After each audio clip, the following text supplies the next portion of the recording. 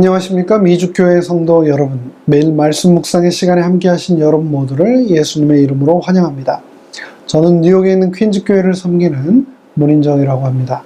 오늘은 8월 30일 수요일, 내 아내를 내 자신처럼 사랑하라는 제목의 말씀을 함께 묵상하겠습니다. 말씀 묵상에 앞서 잠시 머리 숙여 기도하겠습니다. 하늘에 계신 저희들의 아버지 하나님, 너의 아내를 너 자신처럼 사랑하라 라고 말씀하신 이 하나님의 명령을 우리가 얼마나 지켜왔는지, 그리고 또 지금은 우리가 지키고 있는지 다시금 말씀이라고 하는 거울을 통하여 이 시간 비추겠습니다. 성령님을 통하여 깨달음 주시고 우리 마음속에 감동 주시고 또 주의 말씀을 실천할 수 있는 용기 주시옵소서. 예수님의 이름으로 기도합니다. 아멘. 말씀 묵상을 시작하면서 질문 하나 드리겠습니다. 예수님 당시의 사두개인들과 바리새인들은 구원의 길이 율법 준수에 있다고 믿는 사람들이었습니다. 그들은 난지 8일 만에 할례를 행하고 안식일을 지키고 모든 여호와의 율법을 암송하는 사람들이었습니다. 그들은 율법을 정말 사랑했습니다. 하지만 그들은 하나님께서 율법을 주신 진정한 이유를 망각하는 과오를 범하고 맙니다. 그들은 구약 성경에서 613개의 율법을 발견했습니다. 그 중에 하지 말라는 율법 365개, 하라는 율법 248개, 그런 총 613개의 율법을 온전히 지킴으로 구원을 받게 된다고 믿었던 겁니다. 그런데 질문입니다. 그 중에서 613개의 그 율법 중에서 가장 지키기 어려웠던 율법은 무엇이었을까요? 여러분은 613개의 율법 중 무엇이 가장 지키기 어려우십니까?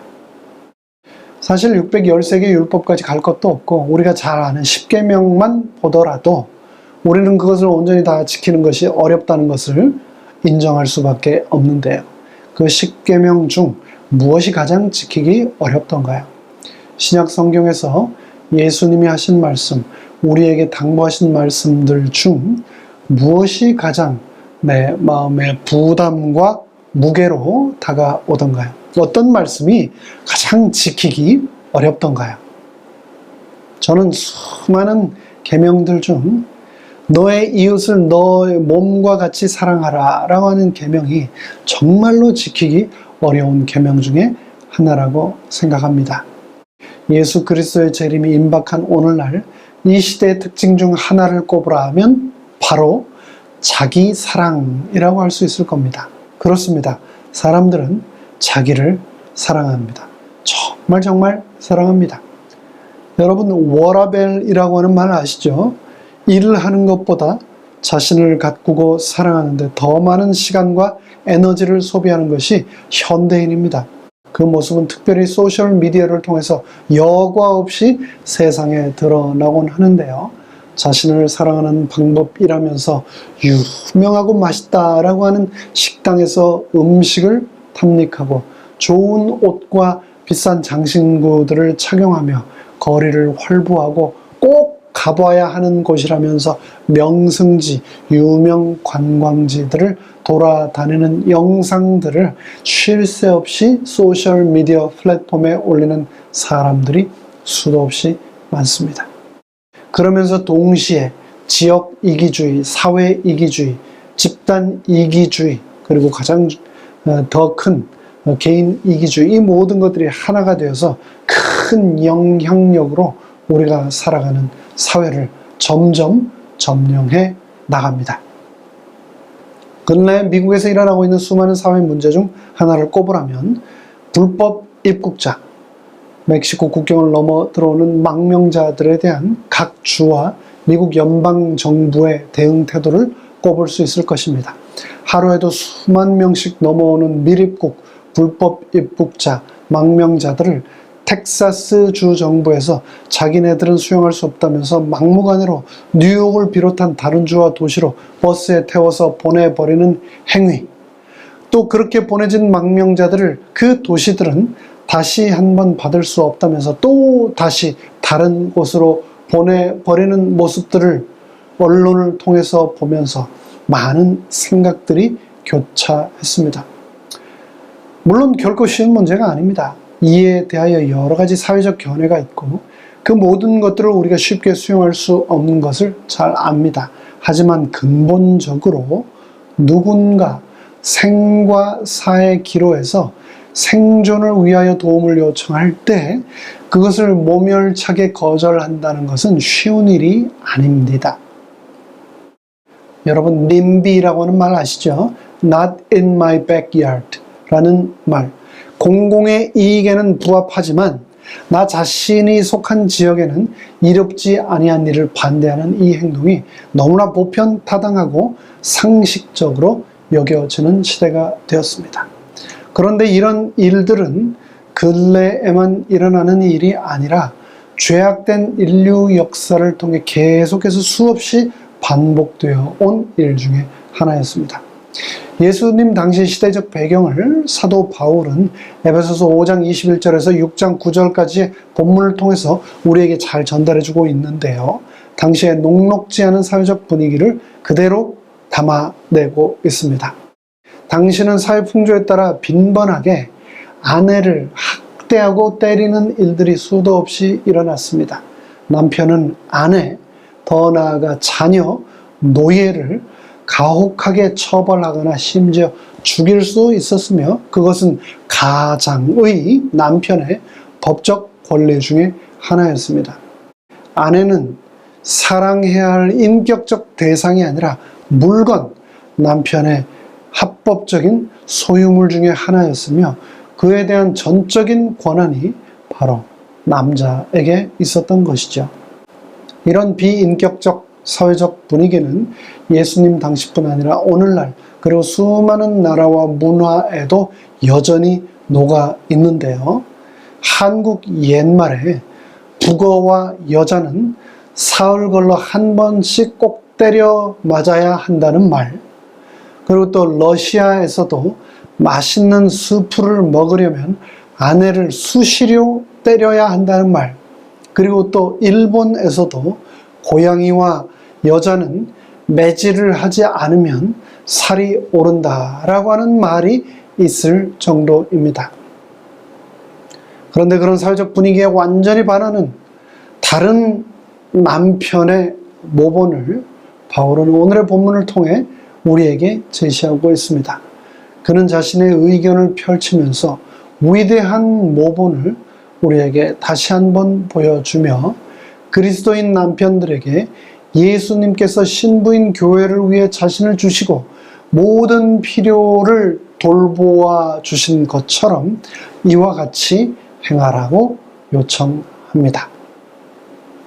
남편들아, 아내 사랑하기를 그리스도께서 교회를 사랑하시고 그 교회를 위하여 자신을 주심같이 하라.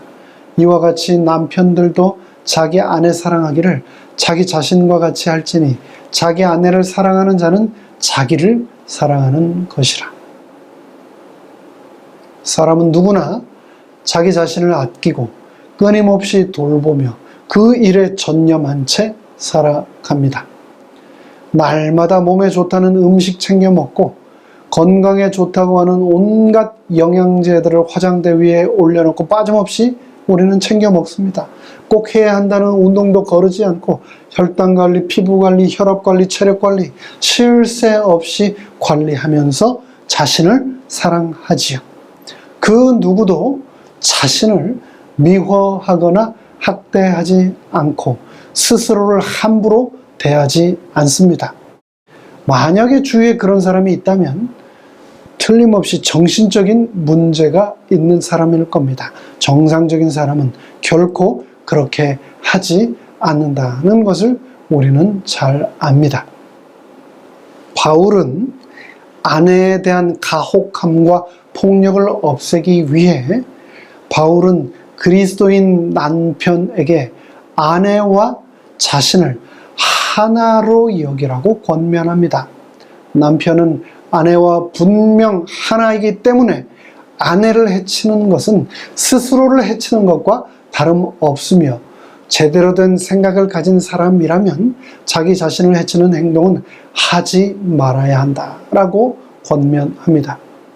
바울은 계속해서 예수님의 모범을 보이며 그리스도께서는 자신의 몸인 저와 여러분을 소중히 여기시면서 몸소 자유롭게 돌보고 계신다고 주장합니다.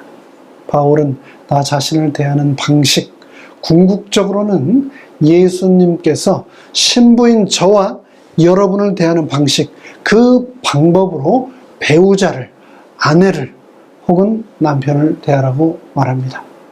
오늘 말씀 묵상을 마무리하면서 다시 한번 질문 드립니다. 여러분은 성경 말씀 중, 예수님의 말씀 중 무엇이 가장 지키기 어려우시던가요? 저는 내 이웃을 내 몸과 같이 사랑하라는 말씀, 또 오늘 교과 소지의 제목처럼 내 아내를, 내 남편을 내 자신처럼 사랑하라는 말씀이라고 생각합니다. 사람은 누구나 이기적입니다. 자기밖에 모르는 존재입니다.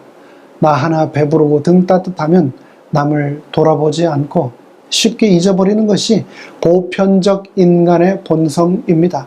그런 죄인인 우리를 향하여 예수님께서는 내가 너를 신부로서 이토록 목숨을 내어놓으면서까지 사랑하니 이 사랑의 모습 그대로 너희도 서로 사랑하라고 말씀하십니다.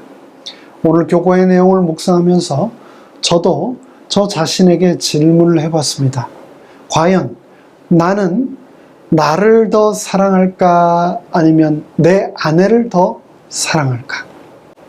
지난주 집안을 정리하다가 우연히 23년 전 결혼식 때 사진을 보게 되었습니다. 근데 지금의 모습과는 많이 달랐습니다. 옛날에 제 아내의 모습을 못 보신 대부분의 여러분들께서는 잘 모르시겠지만 제 아내도 그때는 그럭저럭 괜찮았습니다. 제 눈에는 너무나 아름다운 여인이었으니까요. 근데 지금은 아이 셋 키우랴, 살림하랴, 날마다 전쟁터 같은 삶의 터전에서, 직장에서 시달리며 살아가느라 많이 변했습니다. 그 모습이 너무나 안쓰럽고 또 미안합니다. 어쩌면 나 아닌 다른 사람을 만났다면 이렇게 고생하면서 살지 않고 편하게 살 수도 있었을 텐데 라는 생각도 들더라고요. 여러분, 그런 말 들어보셨습니까? 남자가 어떤 사람인지 알고 싶다면 그 남자의 아내를 보라고 했습니다. 저는 지금까지 수많은 부부들을 봐왔는데 어떤 사람은 자신은 말끔하게 양복으로 잘 차려입고 교회에서 온갖 앞자리, 단에 서는 자리에서 자신을 드러내지만 정작 아내는, 배우자는 늘 어둡고 그림자가 드리워진 채 살아가는 분들을 많이 봐왔습니다.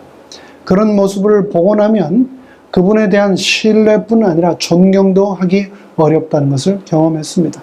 그런데 그 반대로 아내가, 배우자가 늘 행복하고 사랑받고 있다는 것을 느끼며 밝게 살아가는 분들은, 그런 사모님들을 보면 그 남편이 정말 멋진 사람으로 새롭게 보이더라고요.